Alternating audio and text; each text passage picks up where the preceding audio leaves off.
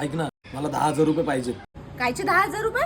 अगं मला लागतं ते. तुला काय लागतात? मला काहीतरी सामान घ्यायचं म्हणून मला लागतं ते. काय लागते चाल मी घेऊन देतो.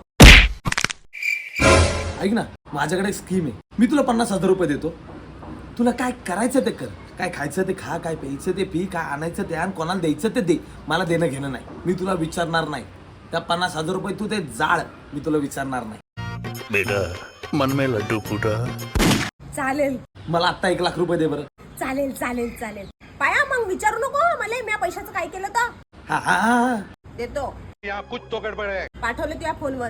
आले. आहे बघ, आता मी तुला परत हे तुला 50,000 पाठवतो.